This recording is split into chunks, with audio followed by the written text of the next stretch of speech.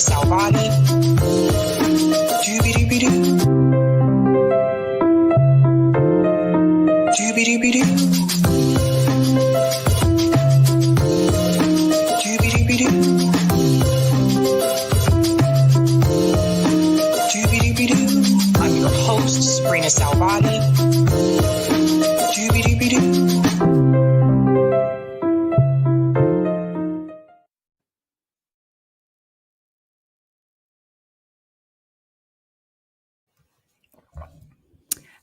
Hello. Happy Tuesday, guys. Welcome to Sabby Sabs podcast. I'm your host, Sabrina Salvati. If you are new, I want to let you know that Sabby Sabs podcast is a part of Revolutionary Blackout Network. You can catch me there on Thursdays for the Roundtable and Friday for the Sabby Show. And you can catch me here Monday, Tuesday, Wednesday, and Friday.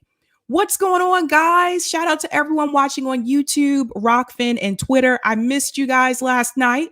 I took last night off because I streamed over the weekend for the Women's Summit. If you haven't had a chance to see that, definitely check it out. Very important information there. And I've already received a lot of emails and DMs from people telling me, thank you so much for doing this. So I hope that it was educational for all of you.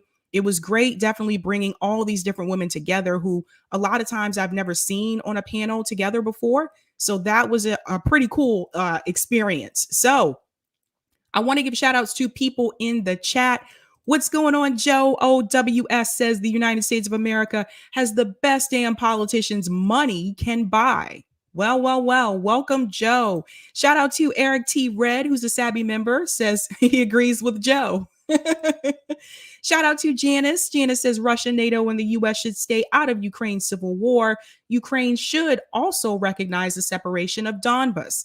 It makes no sense to sanction one faction when they are all in the wrong. Thank you so much for saying that, Janice. I've been saying this as well. There is no right side here. There are no good guys. They're all at fault.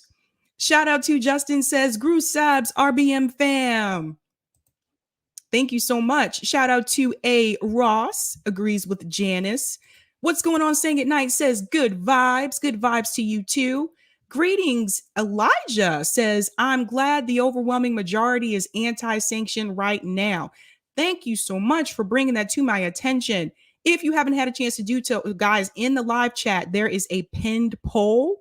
Please take that poll before the end of the show. It's a part of one of my stories that I'm talking about tonight, and I was curious what my audience would say, and I'm going to make a comparison there. So definitely take that poll.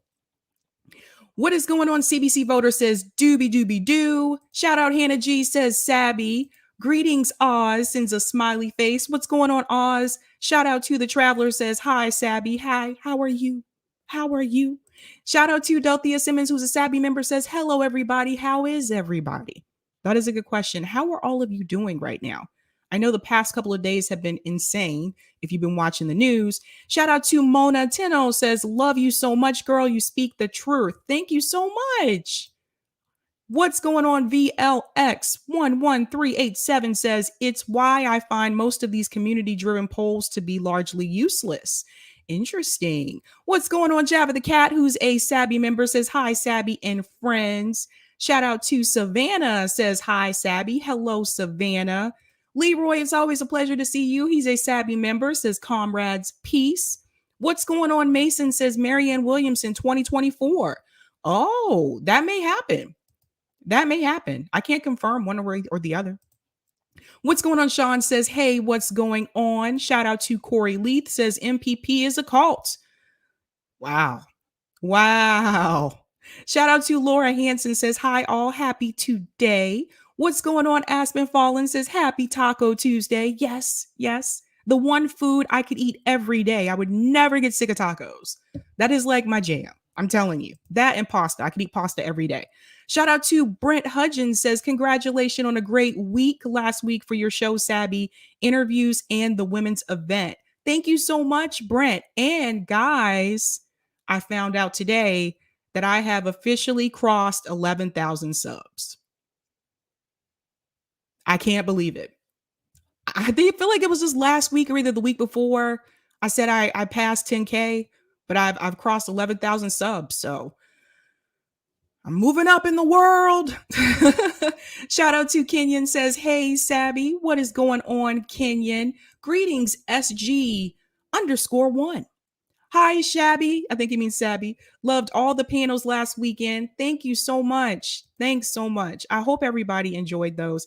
What is going on? Say Lou says, yeah.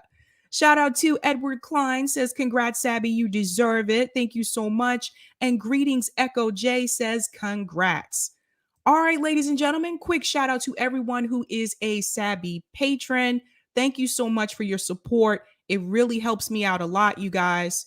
If you want to become a Sabby patron, you can do so by joining one of 4 categories: members, Sabby, Sabsters, and Ultimate. Thank you guys so much. It really does help with all the things I have to pay for just to do the show, actually.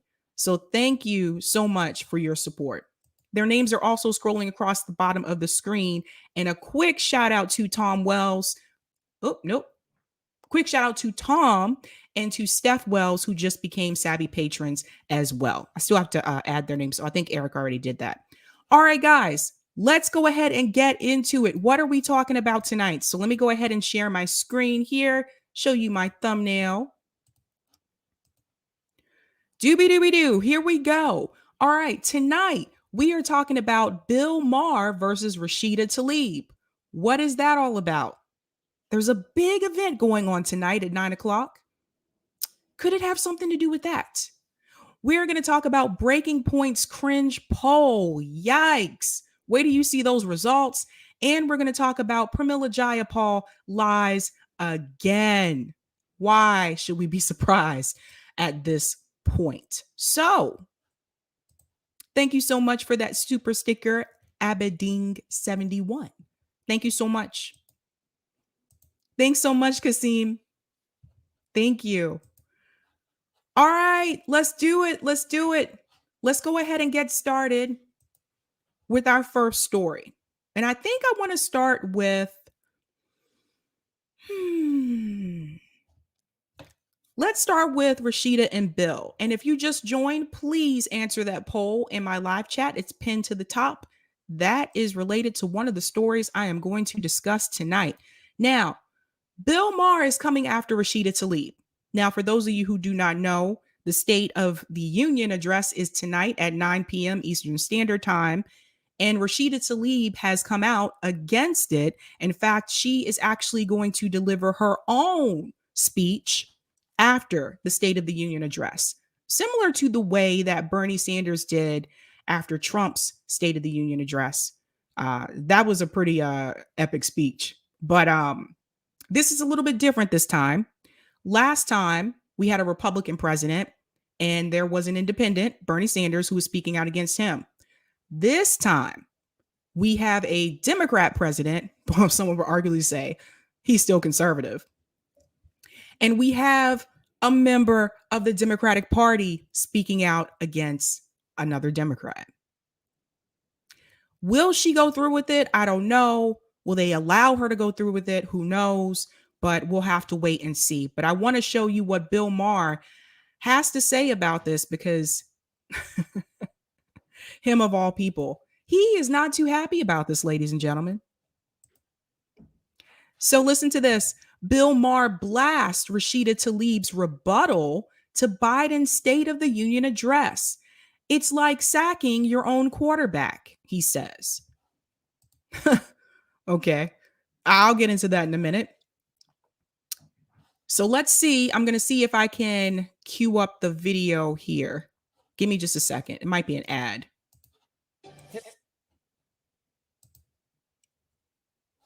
Okay, it went right into it. So,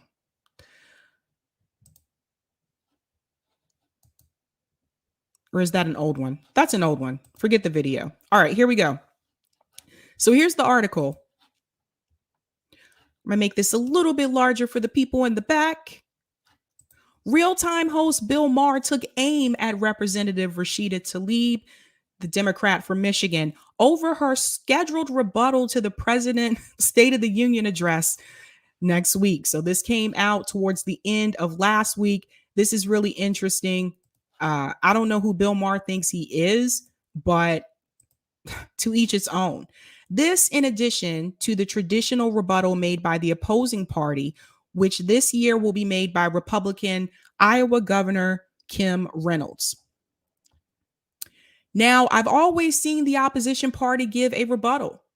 This is from the same party. This is like sacking your own quarterback. Maher told the panel on Friday. I don't know. Maybe she's going to say some nice things about Joe, but basically, it's too present. Bad idea for Democrats. Now, that's coming from Bill Maher. Theory of Enchantment founder Chloe Vandery defended the progressive lawmaker, telling Maher, I don't know if it's a bad idea. Since while Democrats would like to show a united front, it's good to hold their party's feet to the fire. She also warned the audience it could backfire. Could. We'll have to see how this turns out. We'll have to see. I remember she's very us versus them, Maher responded. I remember because she's one of the squad members. And I remember we talked about on this show one night BDS, which is the boycott that some people want to do against Israel because Israel somehow got to be the Nazis.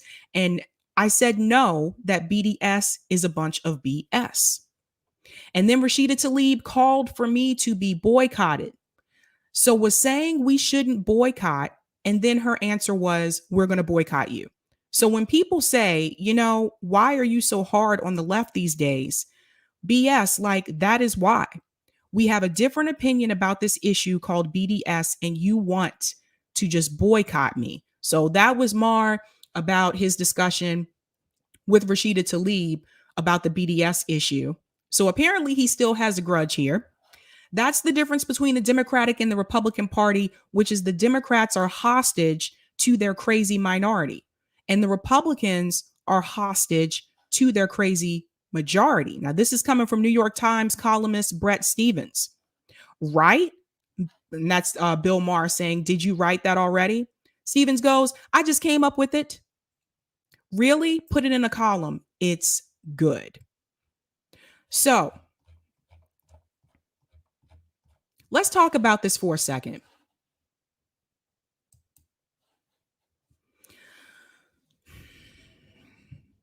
This goes back to what I've said multiple times on this show, which is that when you go into the Democratic Party, you're expected to back the party, regardless if you're progressive or not. Obviously, Rashida Tlaib came in as one of the members of the squad. She was a progressive member. And even though they ran on these progressive issues, Medicare for all, canceling student loan debt, even though they ran on those issues, because they are now a part of the Democratic Party, they are expected to toe the establishment line. And this is the problem about putting progressives into the Democratic Party. This is what is expected. You're supposed to back your party, which we've actually seen the squad do that quite a bit the past year or so. We've seen them not use their leverage to vote as a bloc. We've seen them choose not to hold up legislation that they could have held up.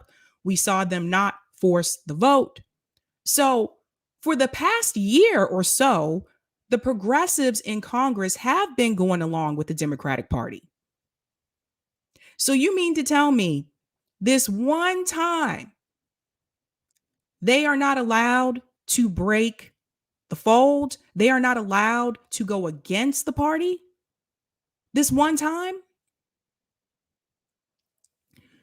I've been heavily critical of the squad because of their behavior the past year or so. Now you have one of the members who wants to do something different, who wants to step out. Now, I would question, why is it just Rashida Tlaib, and where are the other members of the squad?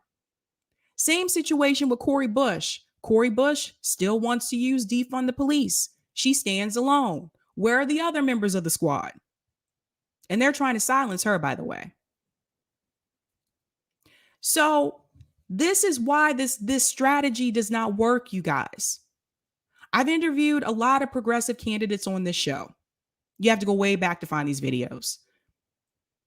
All of them have great ideas. They have hope. The problem is not the candidates.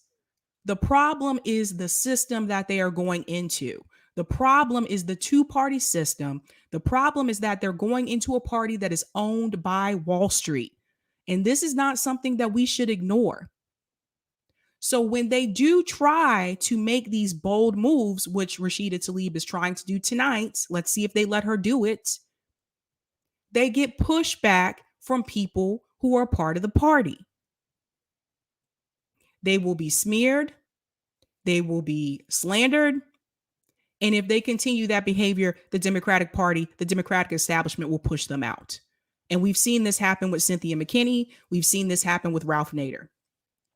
They will try to ruin their careers. Now, do I feel bad for the squad? Nope, because that's what they ran on.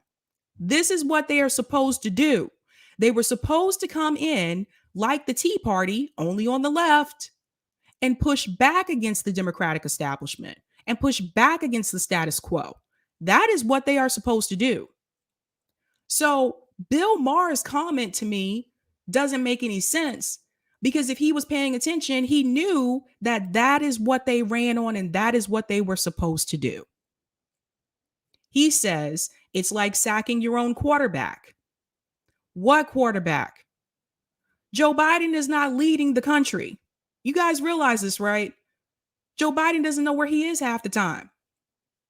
I find it hard to believe that he's actually making these decisions. I really do. I think Wall Street is making these decisions. Donors are making these decisions. And he's going along with it because he was bought and paid for a long time ago. Joe Biden has been in office for over 40 years. He was already a lost cause. So to call him like a quarterback, give me a second. I'm sorry. It's just funny to me because I don't see Joe Biden as a leader. I don't. Joe Manchin seems to have more power than Joe Biden does.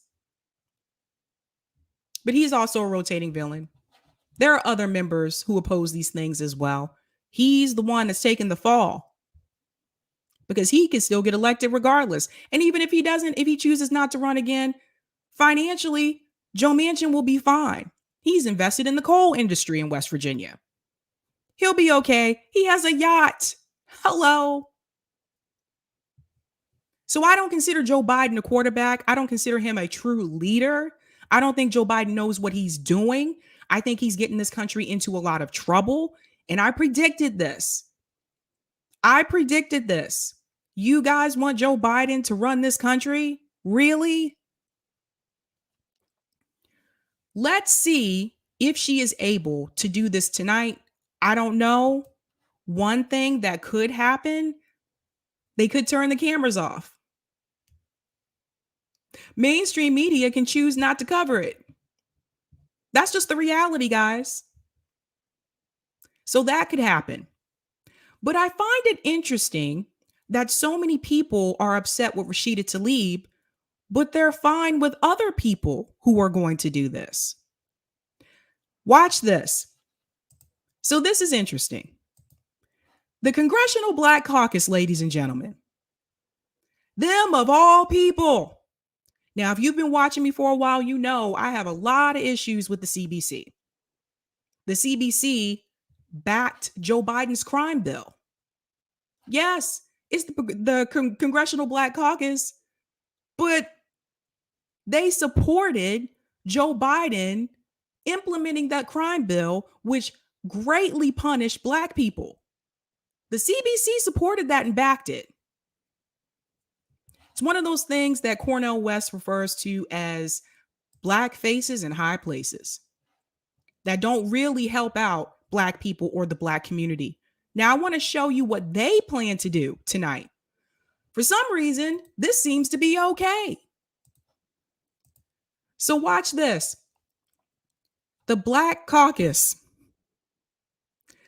Representative Colin Allred will deliver the Congressional Black Caucus official State of the Union response, thanks to BNC News. Now, that's Black News Network. You can watch it live immediately following the President of the United States address. Now, that's going to be at 10:30 p.m. tonight. You see this? The Congressional Black Caucus. Where's the outrage? Why isn't Bill Maher as upset about this? Where's the anger? Where's that same frustration? So it's okay for them to do it. You know why? Why is it okay for them to do it? Because they're part of the establishment. I told you, they heavily supported Joe Biden's crime bill. Not only are people okay with this, but BNC, they're covering it. So, what is happening here? It's okay if they do it. It's okay because they're part of the establishment. Very interesting. Very interesting. But they are not alone. More people want to do this, and we'll do this tonight. Here's another one I want you to pay close attention to. This one is really going to knock your socks off. Because this one is bipartisanship. Bipartisanship. Look at this, ladies and gentlemen. Hold on to your seats for this one. On Tuesday night, immediately following President Biden's State of the Union, No Labels will host an unprecedented bipartisan perspective from the House Problem Solvers Caucus co-chairs. Now, here are the people who are hosting this. Josh Gottheimer, he's a Democrat from New Jersey. Margaret White, who is the No Labels executive director, and Congressman Brian Fitzpatrick, who's a Republican from Pennsylvania. That is also happening tonight at 10:30. So, what is happening here? So it's okay for these three to issue their response. It's okay for the CBC to issue their response, but you can't have one of the progressive members of the squad issue their response. Do you guys see the hypocrisy? You see the problem? Let me get this straight, ladies and gentlemen. You have two congressmen here, one Republican and one Democrat. Now, it's okay for them to work together. It's okay for them to have bipartisanship and issue a response to Joe Biden. But it's not okay for those of us who are activists and organizers to work together with people on the right.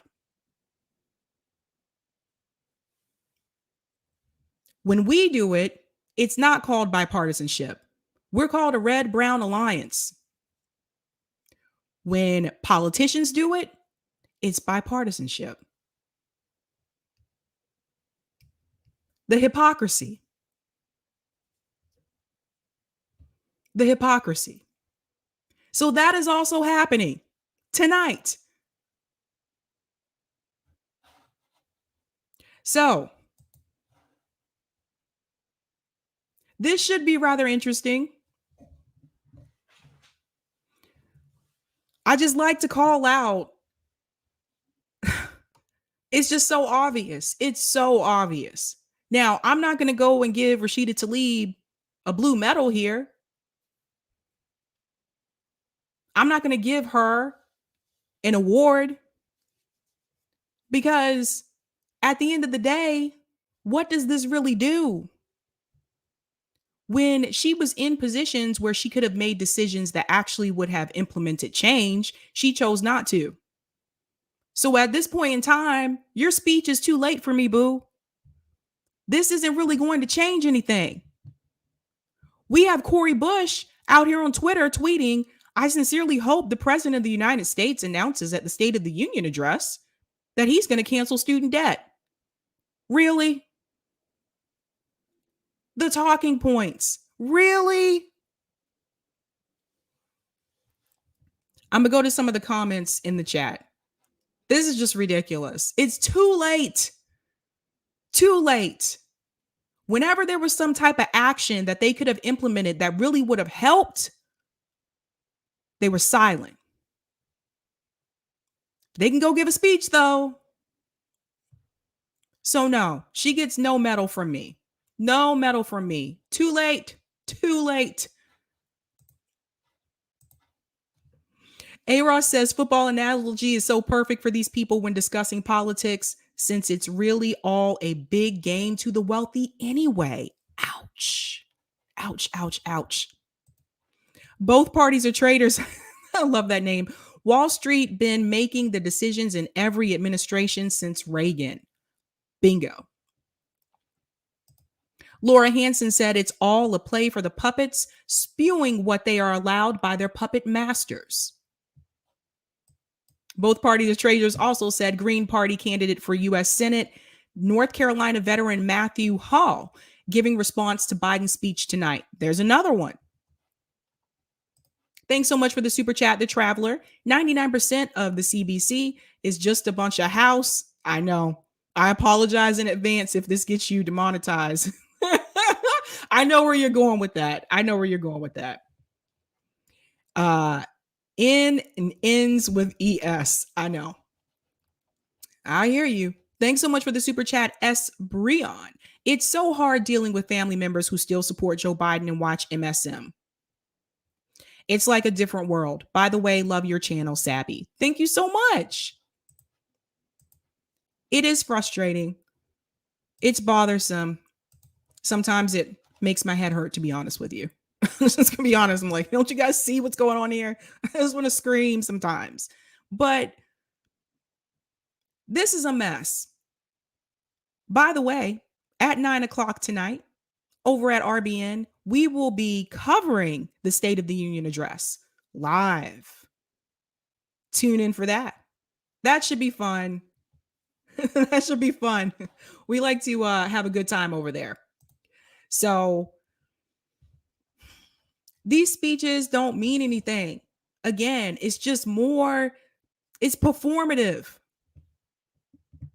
Performative measures that don't actually deliver any type of change, any type of progress. Hell, any one of us could write a speech.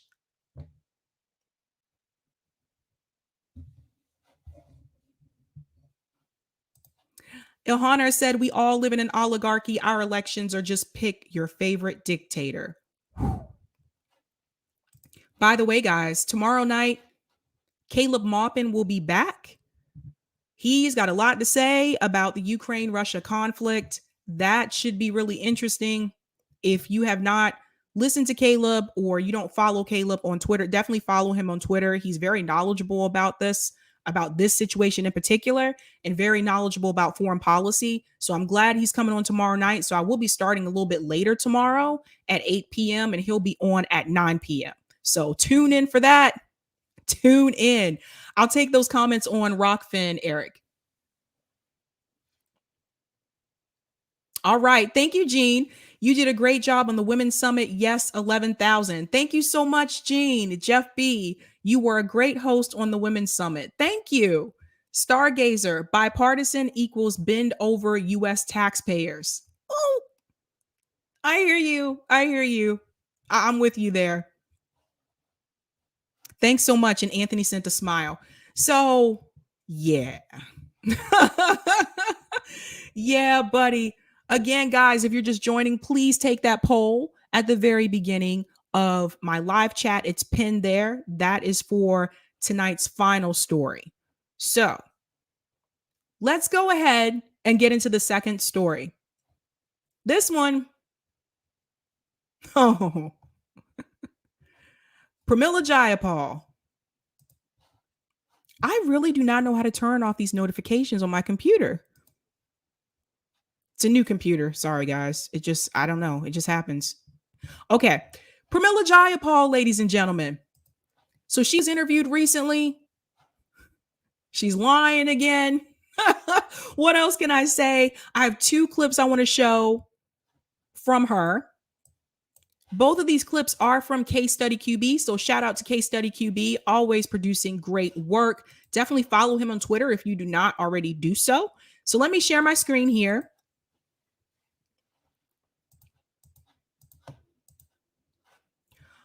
Okay. So Pramila Jayapal is asked about Democrats polling low versus Republicans and if it is a marketing failure of the Dems. Listen to what she says, you guys. Oh, listen to what she says.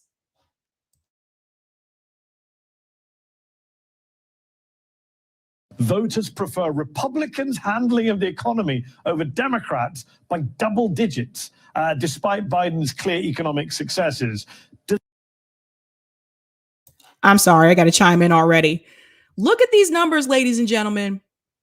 Oh, Democrats should be afraid. They should be very afraid. 35%.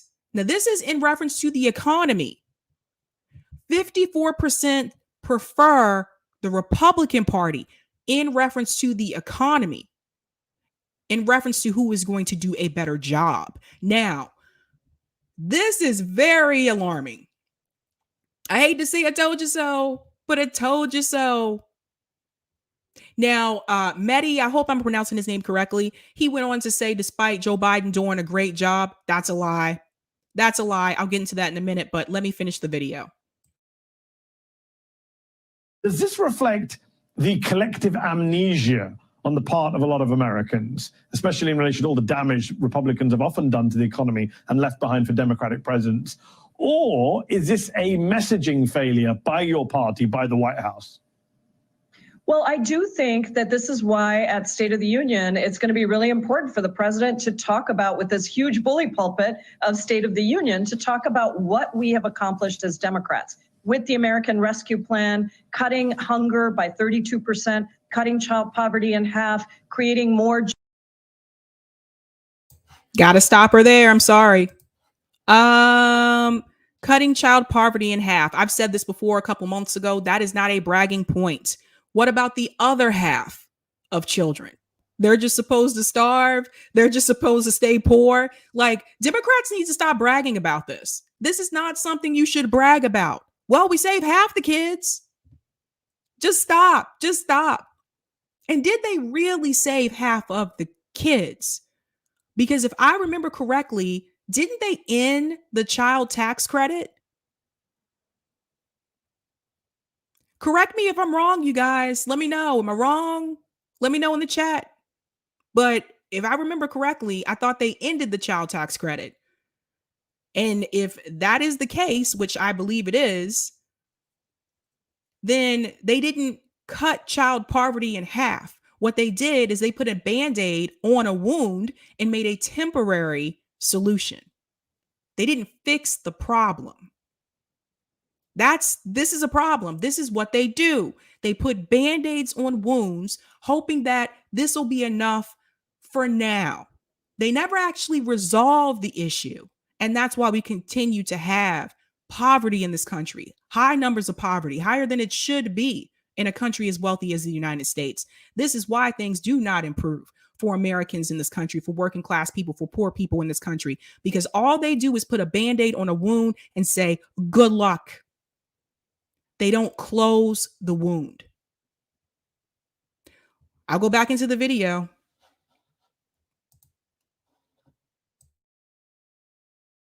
Jobs, 6.4 million new jobs in 1 year.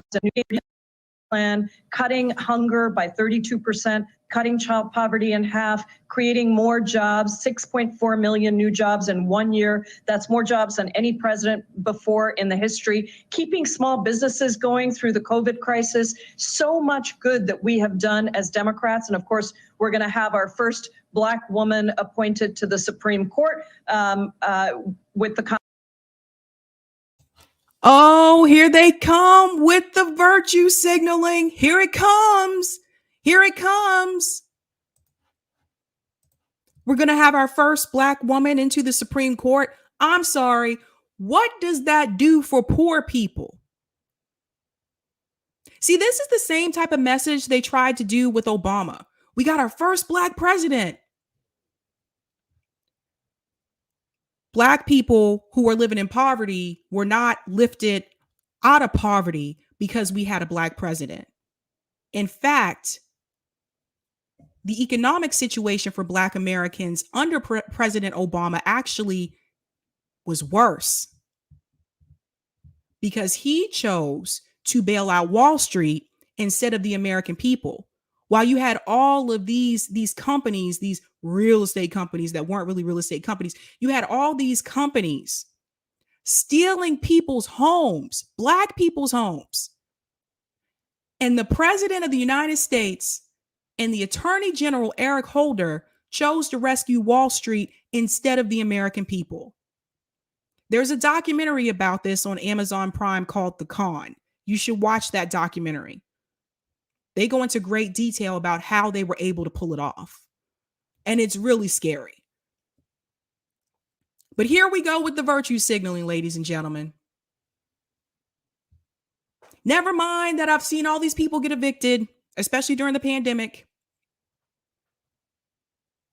Never mind that people are still living in poverty in this country. She talked about ending hunger 32% by 32%. When we're one of the wealthiest countries in the world, we shouldn't have a hunger issue in this country at all. That's the point. This is the problem that I have. That shouldn't even exist in this country. So she's just going to brag about this as if this is something to brag. That's not something to brag about. It really isn't. It makes no sense. So because you put a Black woman into the Supreme Court, or they're going to put a Black woman into the Supreme Court, who, by the way, is corporate, look into her background. She supports corporations, not the people, which is exactly what they want. Let's not fall for this again. Let's not go down that same road that we went down with Barack Obama. Let's not fall for the virtue signaling. When I'm still seeing police officers on video kill unarmed Black people, when I'm still seeing schools in Black neighborhoods underfunded, under-resourced, heavily policed, when I'm still seeing Black communities in this country living in poverty, not given the opportunity to get out of poverty, because poverty is a circle, a cycle. It's very hard to get out of it. And if you've never been poor, you do not understand that. You have to experience it. When I'm still seeing all of these inequalities going on in this country for Black communities, the fact that you put a Black woman into the Supreme Court doesn't mean a damn thing. I'll go back into the video. Confirmation of Judge Ketanji Brown Jackson. And so I think that there is a lot that we have been able to do, but we do have to tell the story better. And we've got to focus on these things that we have done for pocketbooks, for the economic successes of families across this country, with the child tax credit, with the stimulus checks that we put out there, with the stimulus checks that you shortchanged us. The stimulus checks that were supposed to be $2,000, those stimulus checks. Pramila Jayapal says we got to tell the story better, ladies and gentlemen. See how this goes? We're not telling the story in the right way. We have to convince people that Joe Biden's been doing a great job, even if he hasn't. We got to tell the story better.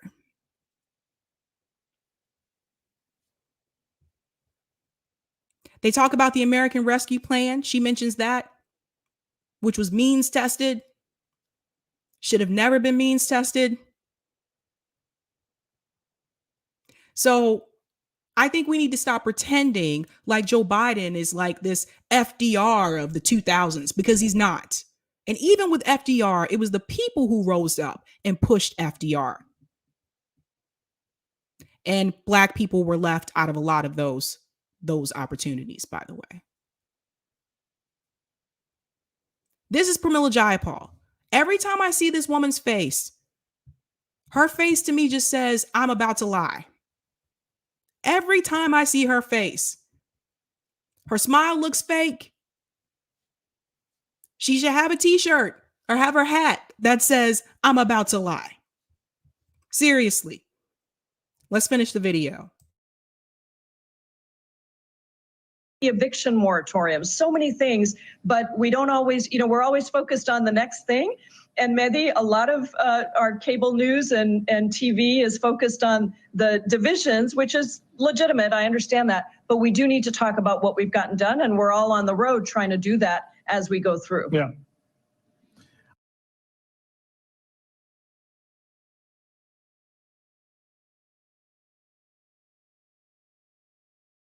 Voters prefer Republicans' handling of the economy over Democrats by double digits, despite Biden's clear economic successes.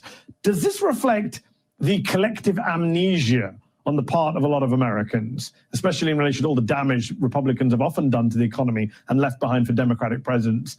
Or is this a messaging failure by your party, by the White House? I wanted to pause it there because I wanted to make a point. Look at her face. I'm about to lie. Let's come out of this video.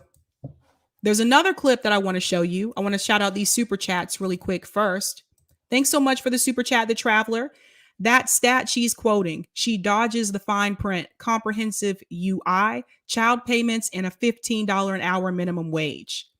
Bingo. Thank you for the super chat, G.W. Jones. The cutting child poverty in half is a wildly optimistic estimate made by Columbia University based on the assumption $15 an hour would pass. Thank you so much for that. Janice says cutting child poverty in half was also based on $15 minimum wage. It's only ever been a gaslight. Thanks so much for the super chat, Delthea Simmons. Faith-based politics teaches the GOP and is good with money. Fact-based politics says otherwise. Dems are just lapdogs for the rich, unwilling to work for the poor. Couldn't have said it better myself. Thanks for the super chat, Brothwaite. In order to get 100 plus countries to support us against Russia, the State Department has been doling out billions and billions of US taxpayers money to incent them. Get ready for tax increases and severe cuts. I think that's supposed to be severe. Service cuts. SPCE. Get ready for cuts. It's coming. If you think gas prices are high now, nothing for the American people. I think I missed one. Oh, Eric. Oh, here it is. Thank you for the super chat, Arthur Handy. Don't forget Pramila Jayapal is a Justice Democrat. I wasn't going to bring it up, but yes, she is. Just remember that. So now that's that clip. I have another one I want to show you. This one is in reference to the State of the Union address. Same interview. Also thought it was interesting that Mehdi, again, I hope I'm saying his name correctly. I thought it was interesting that Mehdi said, do people just have amnesia? No. We've been paying attention because we live it. We see that these empty promises that were supposed to happen did not happen.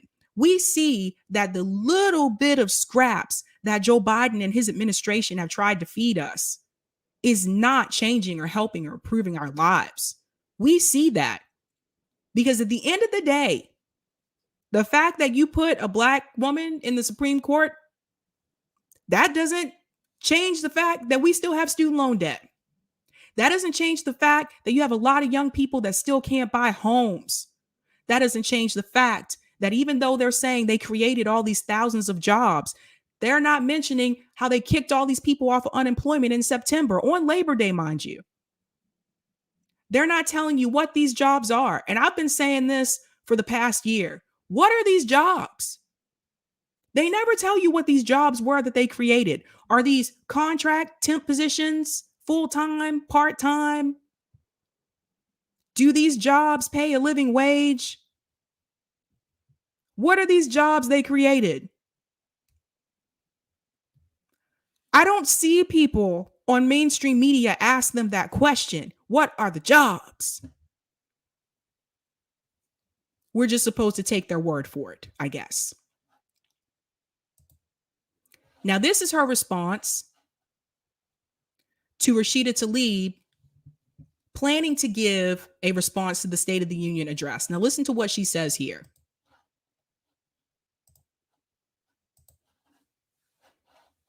Sharing my screen. And this is also from Case Study QB. Shout out to him. All right, this is also MSNBC. Pramila Jayapal asked about Rashida Tlaib giving the progressive response to the State of the Union address and if it is a divisive move. Now, remember, someone already mentioned this in the chat that Pramila Jayapal is a Justice Democrat. I want you to keep that in mind when you listen to this video. Run out of time. I want to ask you about Congresswoman Rashida Tlaib, squad member, who's planning on giving the progressive response to Joe Biden's State of the Union speech. What do you say to more centrist critics from within your party who say that's a divisive move? Well, that is from the Working Families Party. That is not a progressive caucus response. And of course, Working Families Party is a nonprofit organization, and they can ask any member that they want. And I'm sure. By the way, I just want to let you know the Working Families Party also takes corporate money. I revealed that on my show a couple of months back, might have been like 2 months ago. They're one of the ones that say that they're grassroots, but they're not grassroots. They also take money from George Soros. The Progressive Caucus is a joke. It's not progressive. And I'll give you an example. Joe Kennedy from Massachusetts, my state, was a part of the Progressive Caucus. Joe Kennedy is not progressive. He claims to be, but he's not. Joe Kennedy said that it was okay for police to stop people in Massachusetts, to stop drivers and search their car for marijuana. Joe Kennedy said that. So the Progressive Caucus is a joke. So this is interesting that she's bringing this up. Again, look at her face. I'm about to lie. Listen to the rest of this. Sure that Representative Tlaib will have a lot of good things to say. And I'm sure that Representative Tlaib will have a lot of good things to say about President Biden and the things we've done. But I just want people to understand the Progressive Caucus doesn't give a response to the president. We will all be out there talking about what we thought. And I believe that the president's going to raise some really important progressive priorities like antitrust legislation, some of the great work he's done on antitrust and cutting costs for consumers. Listen to this one more time because I'm gonna catch her in a lie here. Now she says that she believes that Rashida Tlaib will have very good things to say. If Rashida Tlaib has very good things to say, why is she giving a rebuttal? Anybody catch that? Look at this woman's face. I'm about to lie. Like, if Rashida Tlaib is going to have very good things to say, why is she giving a rebuttal?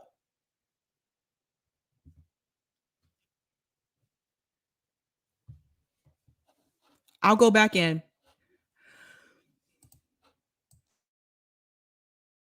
Focusing on mental health and COVID. I mean, I think these are really important pieces that he will talk about. And I do believe he'll talk about climate change and childcare as well. So she believes they don't even know what he's going to talk about.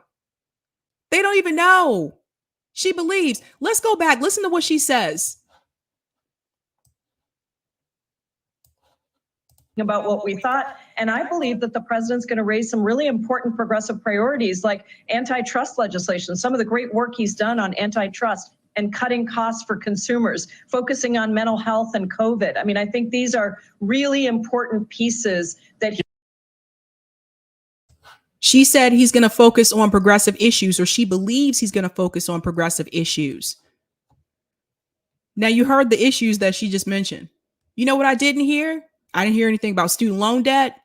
I didn't hear anything about universal health care.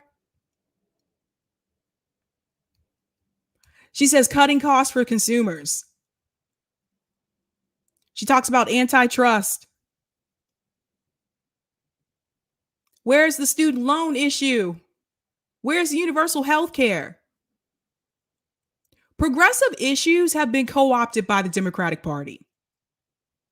They have watered these issues down. Have you guys noticed that? All of a sudden, it used to be Medicare for all. Now, all of a sudden, it's access to health care. I'll go back in. Listen to what she said. She said, oh, I believe he's going to address climate change as well. What is there to address? The research on climate change has already been done. How is a president who is continuing to do fracking, who is pro-fracking, how in the world is he going to address climate change? How is a president who is pro-war, who just bombed Somalia last week, when you know that the military-industrial complex is the largest single most polluter? How is he going to address climate change when he is contributing to it?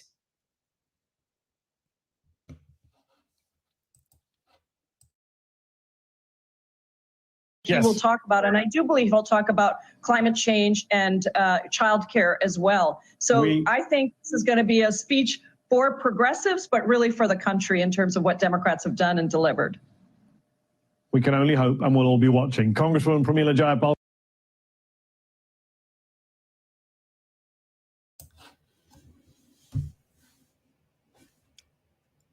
I don't know what else to say except the fact that this woman is full of it.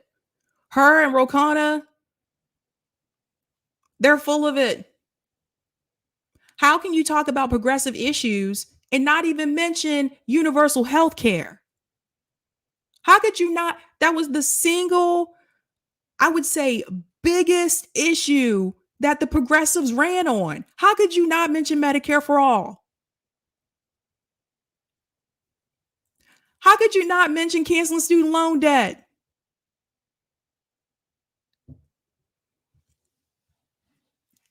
Golden silence. I hear you. Cut the check for ADOS. How could you not? What happened? What happened to these issues? Now, some people tell me that I'm too hard on the squad, or I'm too mean when it comes to this strategy. I think I have a right to be, because they went into the Democratic Party and these issues have been watered down.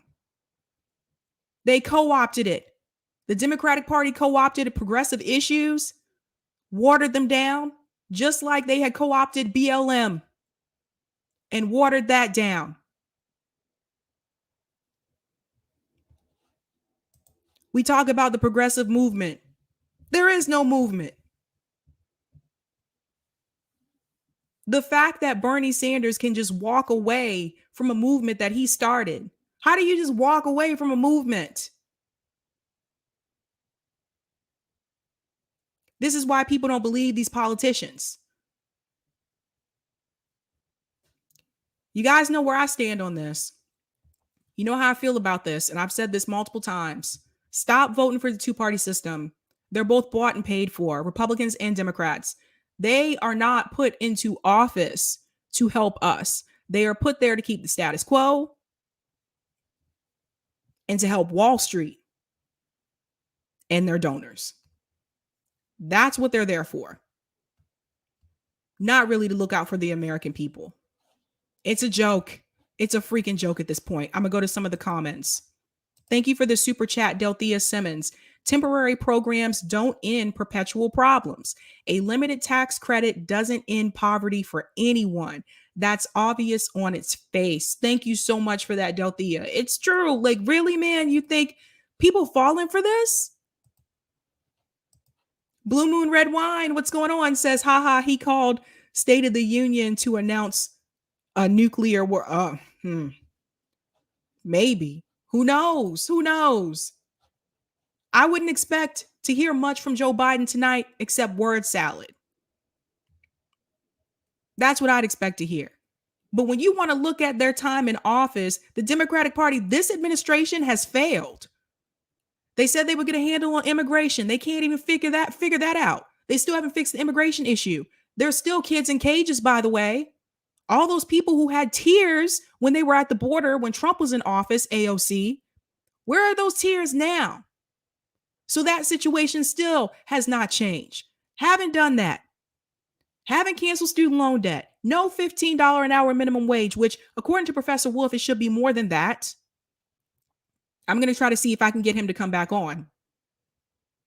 And none of these things have been done. No paid family leave, no paid parental leave, no health care, nothing. It's a disgrace and it's embarrassing. Absolutely embarrassing. We will have to push them from the outside because the people that we put in to push them from the inside are not doing it. They've been co-opted too. That's what happens when you go into a party that's owned by Wall Street. If you think they're going to let you come in there and change the party, you are sadly mistaken. Sadly mistaken. Money rules and money talks. And that's what's happening. So even though they took grassroots donations, they went into a party that is corporate. So I have to remind you, the Democratic Party is a corporation.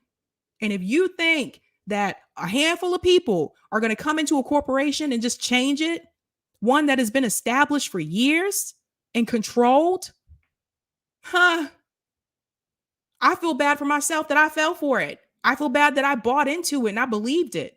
What the hell was I thinking?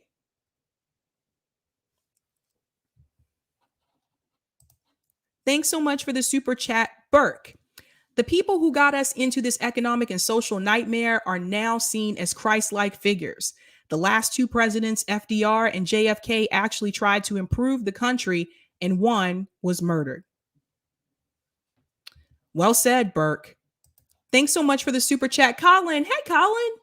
How can it be a duopoly when both parties are one and the same? Good question. Good question. And I'll explain this to people, especially if you're new to my channel. You may not have heard me say this before, but some people will refer to Democrats as left. Democrats are not left. Those are liberals and those are neoliberals. They're still to the right. Left is what I am.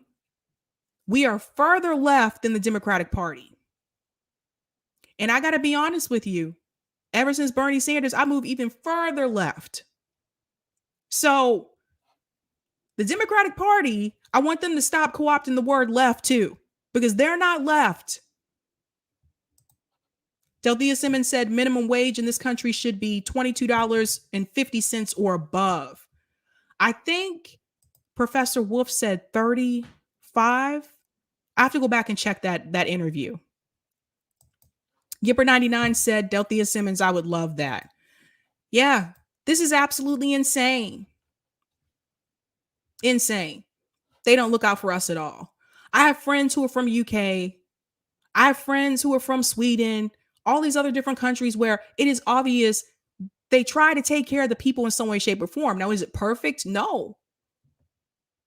But my friend from UK, she told me in her country, if you have a baby, you get 9 months maternity leave and your job is still waiting for you when you come back. We have a healthcare system in this country, and we talked about this on the Women's Summit. We have a healthcare system in this country where you have to have your insurance card and show your insurance when you go to these clinics or these facilities. And then depending on your insurance, that determines which doctor you can have. And then depending on your insurance, that determines whether or not you need to get a referral to go see a specialist. All these extra steps and paperwork. It doesn't make any sense to me. If you move, and as someone who has moved a lot, if you move, it's even worse. You got to start all over. You got to find a new doctor. You have to find a doctor that's taking new patients. It's ridiculous. This system is terrible. And I'm sorry. But I don't see anybody trying to fix this. That should have been number one priority. They should have fixed the healthcare system, especially given the fact during a pandemic. How could you not? And you had progressive members who didn't want to force the vote against Nancy Pelosi during a pandemic for Medicare for all. They didn't even try. and to go on to national television, for Jamal Bowman and Cori Bush to go on to, I think it was CNN, to go on to CNN and make it seem like they weren't going to vote for her, and then only to get there and vote for her. Shame on them. How dare you even make it seem like you're going to fight and you're not?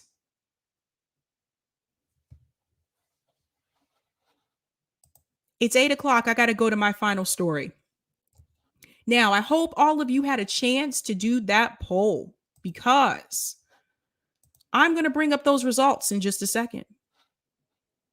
See if I can go in here. I got to do a screenshot. That poll. Whoops, that was my voice. All right, I just need the poll. Oh, you got to love it. You got to love it. I'm going to take a screenshot and I'm going to show you guys the result of this poll, because I have a point here. Whee! All right, cool. Let me save this. And I am going to pull this up on the screen. Now, I was asking you to do that poll. I saw something recently that was concerning, but honestly, to me, it was not surprising. Breaking Points did a poll. They polled their audience about the conflict with Russia and Ukraine, and it's the exact same poll that I gave to you. I'm going to show you their responses. Check this out.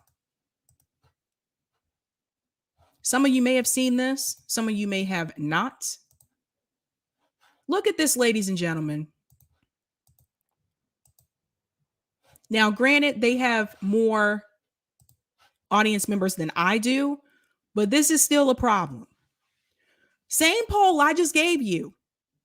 Do you support Western sanctions and economic warfare against Russia? 66% said yes. 66%. 19% said no. 15% said unsure. Why is this problematic? When I first saw this poll, again, it was not shocking to me, because they had another poll, I think it was like a month or two ago, about whether or not we should go to war with China.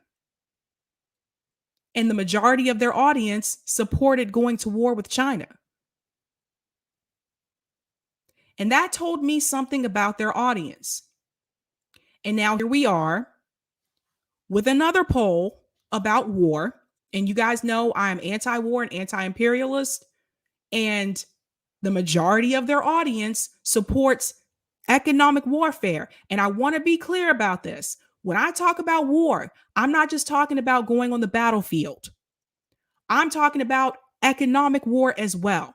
I 100% disagree with sanctions, because when you implement sanctions on those countries, it's not just the people who are, fighting and opposing the people who are on the battlefield. It's not just those people who are penalized. It's innocent civilians who suffer as well. Now, I have seen the United States government, they have implemented sanctions on people in Afghanistan, and people in Afghanistan are starving. And no one seems to care. The United States government just puts their hands in every country, and they screw so many countries up, and then they wonder why the people from those countries want to flee and come here. They destroyed Haiti. I'm going to do a show about that one day, just about Haiti, about what the United States government did with the regime changes. And then they want to complain because Haitians are at the border coming here after what they did to their country.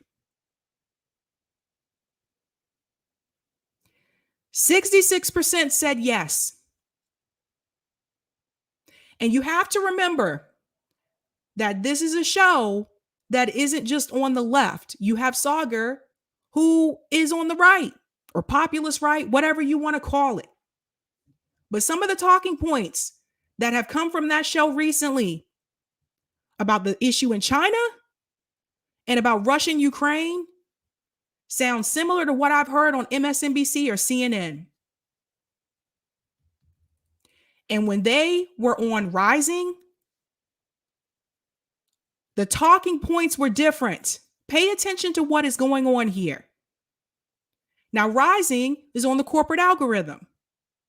So if they were held back from saying certain things, you can kind of understand that a little bit more because they were a part of the Hill. Now you're on a show that is independent, as they claim. We're going fully independent when they made this announcement. Why are your talking points so horrible now? What's the excuse now? I'm going to get back to that in just a second. I want to show you the poll that came from my audience. Now, keep in mind, again, I do have obviously less subscribers than they do, but there is clearly a difference here. Let me share my screen. Here are your results.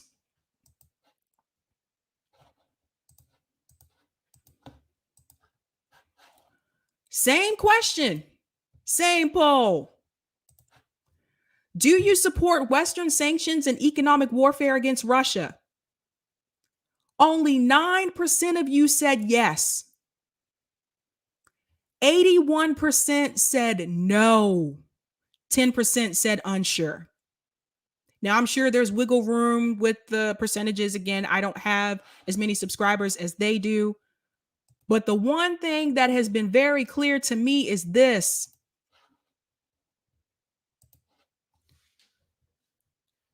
The talking points that are coming out on those shows, on that show, the talking points that you're hearing on Secular Talk about these issues with Ukraine and Russia, these talking points are pulling in a certain type of crowd. And I would argue that you would see these same people support that message on MSNBC or CNN. Now, if you're 100% independent, why are you going down this road? Because that is the narrative that works for the algorithm. They probably feel this will work within their favor, but I'm sorry, when you're making these same talking points about war like TYT, you have gone down the river. All of them are doing it. If you've been paying attention, it's disgusting. You expect it from TYT. But now you have all these other people who were supposed to be further left. They're doing the same damn thing.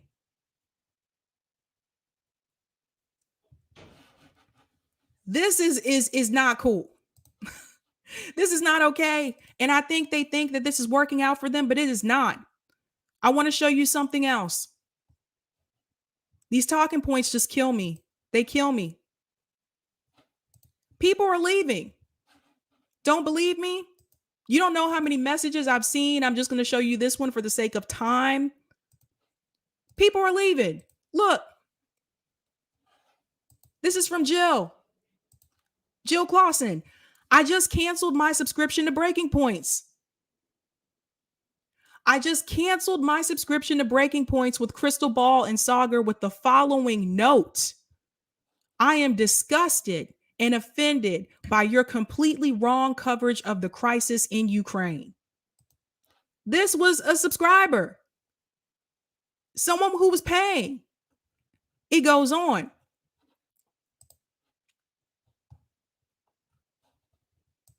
Says one of 4. Where's the other one? Give me just a second. I hate these threads sometimes.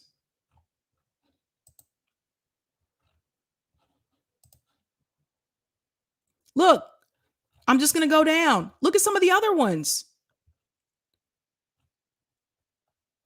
Me too. Told them if I wanted this narrative, I could watch CNN for free. That's from Alex. Look at this one. Abolish NATO says I canceled for same reason. People are leaving. Look at this one. Boomer Socialists. I unsubbed from them a couple of months ago. They turned into InfoWars Light. Like, pay attention to these talking points. Listen to this one. This is from X Boominator. Yeah, so disappointing than other channel. I liked and people I respected who introduced me to left media show their true colors. They are part of the elite and creatures of Washington, where access journalism is now the only journalism. You see this? Let's all remember, they're in DC. This doesn't make any damn sense. You are supposed to be 100% independent. Your talking points were better when you were on Rising and you were part of the Hill. A lot of them are doing it. A lot of them. There are a few that are calling this out. One of them is Aaron Mate. One is Caleb Maupin, who will be here tomorrow night. Jimmy Dore has called this out. My comrades at Revolutionary Blackout have called this out. You guys see what's happening here? This is all about money. People are going where the money's at. They see these channels, a lot of them grew when Trump was in office. A lot of them grew through the Bernie movement, through the Justice Democrats movement. So here's the problem. Trump lost, number one. Bernie didn't win. Joe Biden won, and the squad hasn't done anything. So now they're starting to change their talking points to more mainstream because that's what works for the algorithm. And they wonder why people are unsubbing. And they'll keep blaming, oh, it's because of the algorithm. It's because of the algorithm. Dude, part of it is you. And yes, there are issues with the algorithm. But trust me, the algorithm is a lot harder for me than it is for those channels. So I think that they know this. I don't think that this is a surprise or should be a surprise. I think they're really being disingenuous by trying to pretend like they don't understand why this is happening. This is BS. So I've said this before. These people are rich. And they will still come on camera. Some of them are millionaires. And they'll still come on camera and ask you for money. And some people will say, well, Sabby, why are you bashing them? No, because I am anti-establishment and I call that shit out. They used to be that same way too. But they're rich now. I talk about the class issue a lot on this channel. So if you are new, welcome. And I've always said, and I still back this, at the end of the day, people back their class. When I hear these kind of talking points, it makes me wonder if the whole Bernie thing for them was even real. Or was this just some grift you were trying to follow? When I hear them praising Joe Biden, really? Are we all just going to forget that Joe Biden was a segregationist? Are we going to forget about the crime bill? Are we going to forget about who Joe Biden actually is? But I don't want to see it. And this is why I don't watch those shows. This is exactly why. Because if I want to hear that message, I'll just watch CNN and MSNBC. I don't know what happened to the rest of Jill's message. I don't know why. It wouldn't let me show the other thread. It's kind of weird, actually, that it did that. Let me see if it. But it's very upsetting. And some people have been calling it out. Like, it just, these cringe talking points just is what it is. Let's be real. Stop pretending like you care about people abroad who are being killed. Stop pretending like you care about sanctions being put on these communities. At the end of the day, none of this will affect them. They'll be fine because they are wealthy. So they can issue any kind of talking point that they want because at the end of the day, they are not affected.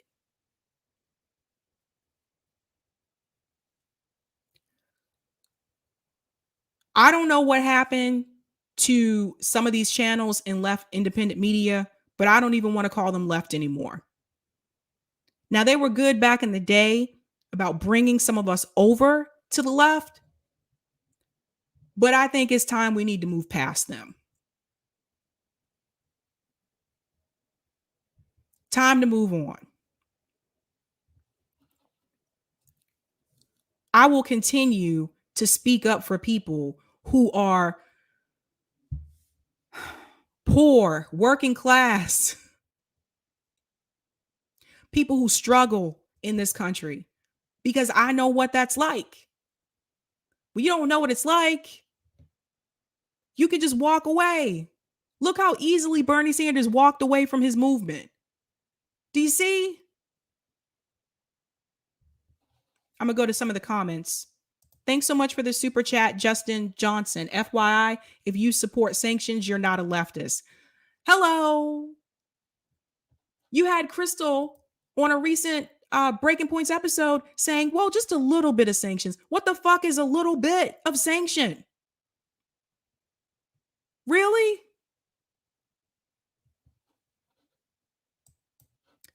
Thanks for the super chat, Colin. Crystal and Sagar are on YouTube algorithms. So you go. Thank you so much for the super chat, Mythic09. Sanctions are a tool of empire and should never be promoted. We need to stand against empire. Also, Breaking Points is promoting nuclear war, which is also disgusting. We got to remember, not everybody goes to that show to hear the left side.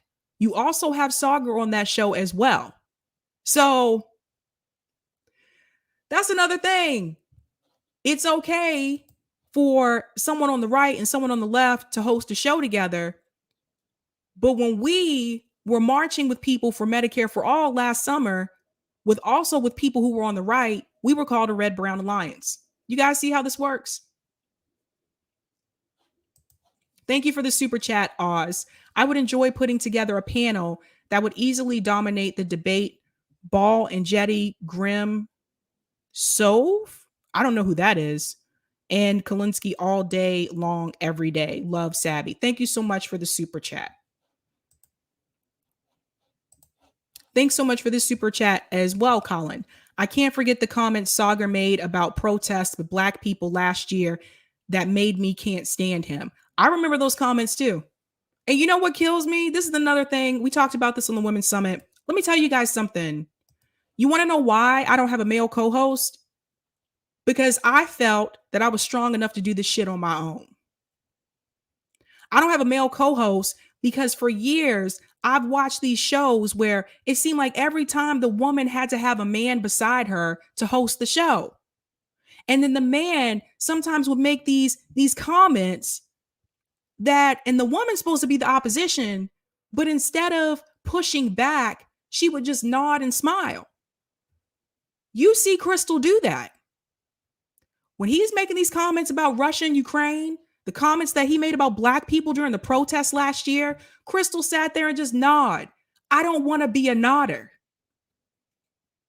I didn't want to be an okayer. I didn't want to be someone who would just sit there and agree with the man. So when people came to me and said, you should get a guy to co-host with you, I think that would help. I was like, nah. I think I'm going to do it on my own. And looking back on it, I'm glad that I did. And any of you that are watching this and you're thinking about doing this yourself, especially if you are a female, you don't need no guy beside you to do this. You can do it on your own. But yes, definitely watch that the panel Women in the Workplace that I did over the weekend. Kim Brown talked about that with her experience in radio. And she brought up a really good point that you don't see, for the most part, you don't see women have their own morning radio show.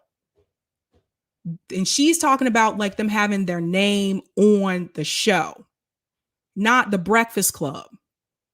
And you don't. Usually the woman is a co-host. I'm like, nah, I could do it on my own.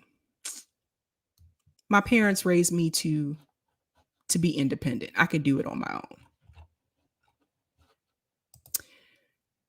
My time is coming short. Guys, please be sure to check out RBN 9 o'clock tonight. We are going to be talking about the State of the Union address. We'll be watching it live. Thank you so much for the super chat, Mad. Oh, Salat God. I don't know why I said your name like that. I'm sorry.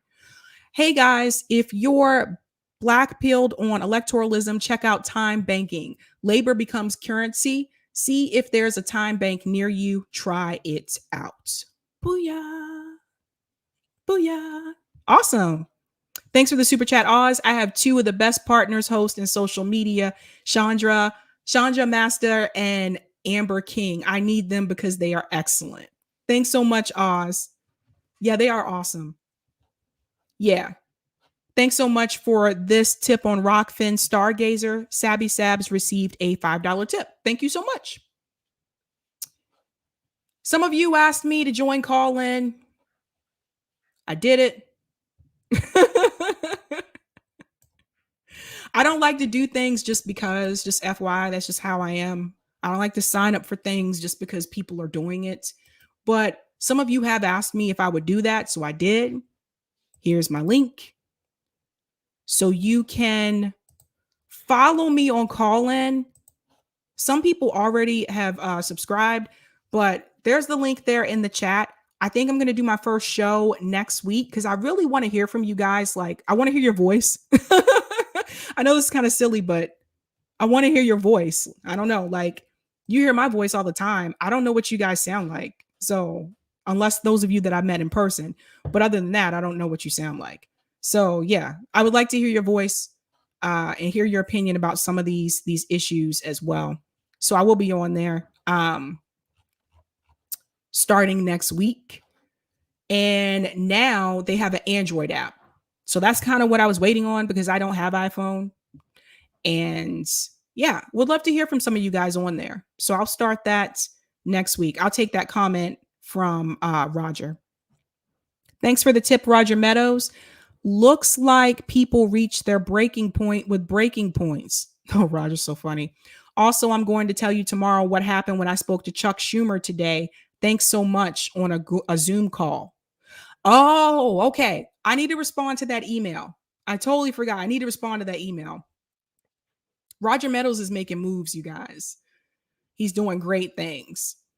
So yeah. And thanks for this tip as well from Sunday. Ariam tipped $20 on Sunday. Oh, sorry, I missed that. Love Shama Sawant. Yes, she's fire. Oh my God, you guys. Shama Sawant came on Sunday for the activism panel. She is fire. Like, I don't know if you've heard her speak before, but definitely need to check that out. I think I got everybody's super chats. I think so, right? Yes, I got everybody. I got everybody. All right, guys. Yeah. RBN 9 p.m. Eastern Standard Time tonight. We're going to be streaming the State of the Union address with a little bit of humor added in. You guys know how we do if you follow us there. But yeah, come check that out. Tomorrow, Caleb Maupin will be here. I'm going to start at 8 p.m. tomorrow night because Caleb's coming on at like 9. So come back for that. He's got a lot to say about Russia and Ukraine. I don't know if you're not familiar with Caleb, you need to follow Caleb. He has a lot of good things to say, great experience, and he's a fighter. He's someone out there that's really trying to make a difference and make change. So it is what it is. All right, guys, you know how we do this. Have a good night. Keep up the fight.